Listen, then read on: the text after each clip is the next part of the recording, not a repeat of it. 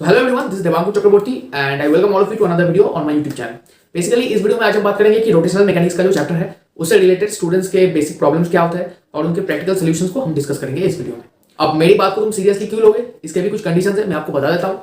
Class 12 के जो board exams, मैं आईआईसी बोर्ड से बिलोंग करता था, उसमें मेरे 95.6% आए थे पीसीएमबी में मिला के, और मेरे फिजिक्स में 100 आए थे बोर्ड एग्जाम में। इसके अलावा नीट 2020 मैंने क्लियर किया विद 625 मार्क्स और फिजिक्स में मेरा स्कोर था 153 और करंटली मैं आर्जिकल मेडिकल कॉलेज में अलॉटेड हूँ। अब बात करते हैं कि रोटेशनल मैकेनिक्स का जो चैप्टर है इसमें बेसिक प्रॉब्लम्स क्या है जो स्टूडेंट फेस करता है। पहला प्रॉब्लम यह है कि थ्योरी पोर्शन होता है वो इजी होता है बट एक्चुअली में बहुत डीप होता है। जब तुम पढ़ते हो किसी चैप्टर, मतलब रोटेशन का कोई कॉन्सेप्ट, मोमेंट ऑफ इनर्शिया पढ़ो, देखने में तुम्हें ये बहुत इजी लगेगा, तुम आसानी से पढ़ लोगे, बट एक्चुअली थ्योरी बहुत डीप है। तुम अगर डीप तक नहीं पहुंच पाए, तुम्हारे अंदर एक कंफ्यूजन सा क्रिएट हो जाएगा, तुम न्यूमेरिकल्स नहीं सॉल्व कर पाओगे।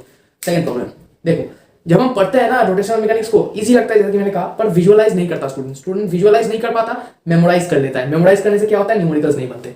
जब तक तुम रोटेशनल डायनामिक्स के कॉन्सेप्ट को विजुअलाइज नहीं करोगे, तुमसे न्यूमेरिकल्स नहीं होंगे तो तुम्हारे माइंड में एक स्टेट ऑफ कंफ्यूजन सा काम करेगा। कंफ्यूजन होगा तो डर होगा तो तुम रोटेशनल मैकेनिक्स को नेग्लेक्ट करोगे। नीट में एवरेज 4 to 5% हर साल आता है, तो बहुत मतलब एक मार्जिन ऑफ मार्क्स तुम्हारा वहां पे चला जाएगा। अब बात करते हैं थर्ड प्रॉब्लम। देखो, क्लास 10 तक हमें जो पढ़ाया जाता है ना, इसके बेसिस पे होता है डिस्प्लेसमेंट, वेलोसिटी, एक्सीलरेशन, एसवीए। पर जब ही हम शिफ्ट करते हैं क्लास 11 में, डायरेक्टली इस रोटेशन का नया कॉन्सेप्ट इंट्रोड्यूस किया जाता है। अब इसमें तुम्हारा डिस्प्लेसमेंट रिप्लेस हो जाता है एंगुलर डिस्प्लेसमेंट से, वेलोसिटी एंगुलर वेलोसिटी से, और उसके बाद तुम्हारा एक्सीलरेशन एंगुलर एक्सीलरेशन से। तो यहाँ पे एक नया सेट ऑफ अरेंजमेंट तुम्हें देखने को मिलता है। इसको अडॉप्ट करने से स्टूडेंट को थोड़ा सा कंफ्यूजन होता है। तो अब यहाँ पे आता है इंटीग्रेशन। रोटेशन का जो चैप्टर है उसमें बहुत सारा पोर्शन इंटीग्रेशन का है, मतलब बहुत सारे सम्स इंटीग्रेशन से होते हैं। अब यहाँ पे क्लास 11 और 12 में कई लोग मैथ्स नहीं लेते, जो लोग लेते भी है, मतलब फिजिक्स के जो इंटीग्रेशन के सम्स है उन लोगों को डिफिकल्टी आता है। पर मेरी बात मानो, जो इंटीग्रेशन के सम्स है सबसे ईजी है। अब देखो, ये चार जो प्रॉब्लम है मेरे एक्सपीरियंस के ऊपर बेस है। अगर इन चारों से भी छोड़ के तुम्हारे पास दूसरा कोई प्रॉब्लम है तो तुम कमेंट सेक्शन में जरूर जाके लिखो, मुझे भी देखना है यार कि मतलब अलग अलग क्या टाइप के प्रॉब्लम्स हो सकते हैं। पर बेसिकली इन चारों चीज के ऊपर ही सारे प्रॉब्लम्स इस चैप्टर से रिलेटेड बेस्ड होते हैं। अब हम बात करेंगे सॉल्यूशंस। तो प्रैक्टिकल सॉल्यूशन क्या है इसका? प्रॉब्लम्स तो हमने डिस्कस कर लिया, अब इसका सॉल्यूशन देना भी जरूरी है।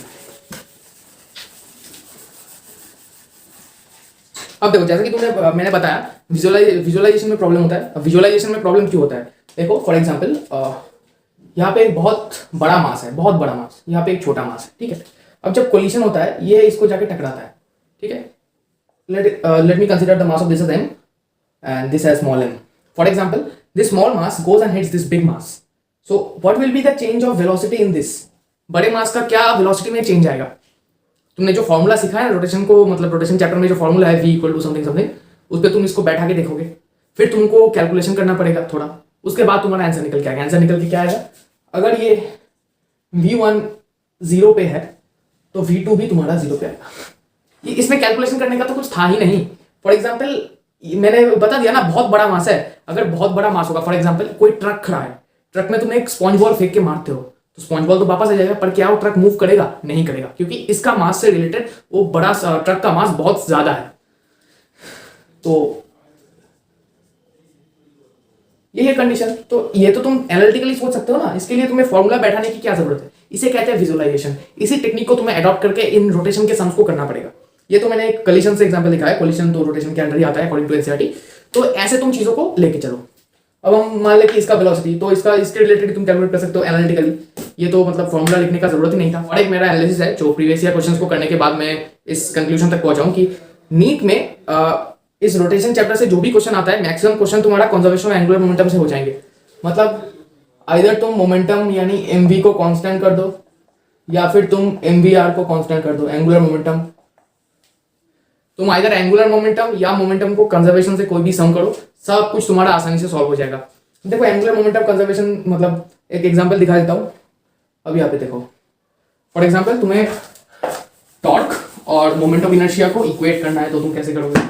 तो टॉर्क तुम्हारा क्या हो गया? फोर्स इनटू डिस्टेंस, यही है ना, मतलब बेसिक थिंग तो तुम्हें यही अप्लाई करना पड़ेगा। उसके बाद moment of inertia into angular acceleration.